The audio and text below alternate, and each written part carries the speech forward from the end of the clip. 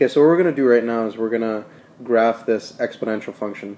I want you to remember exponential functions have a really important key feature in their asymptote.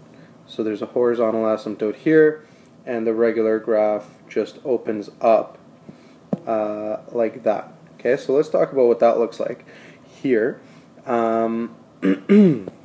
this minus 3 translates my graph down. So that's going to take this asymptote and that's going to move it down to -3. Right? So we've got a horizontal asymptote at y is -3. Okay? Another key feature is this guy right here, the intercept.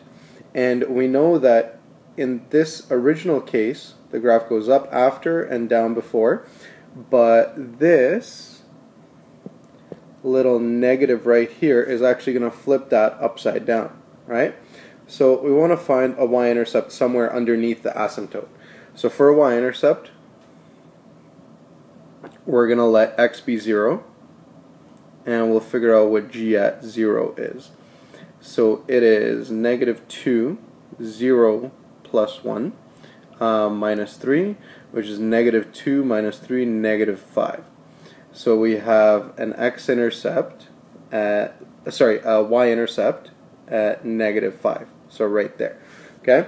Now I can kind of tell that the graph looks like that, but to get a little bit more exact, let's figure out one other point to the right of the intercept and one other point to the left of the intercept. Okay?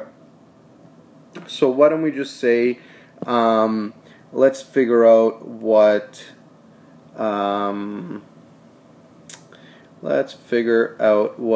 g at 1 is. So g at 1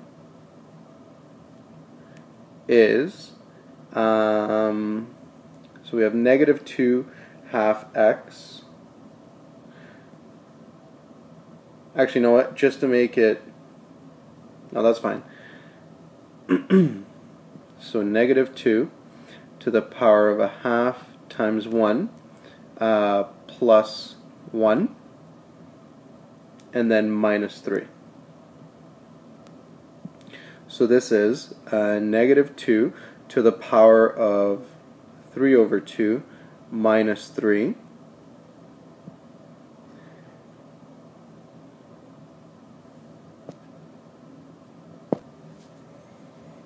which is about -5.83.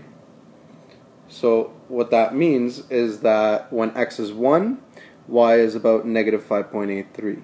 So that's going to be right about here. Okay? And then let's see what's going on to the left. Well, actually, to the left, we don't even really need a point because we do know that it's going to approach the asymptote. So we can just draw our graph with these 2 points like that. Alright, and that is graphing an exponential.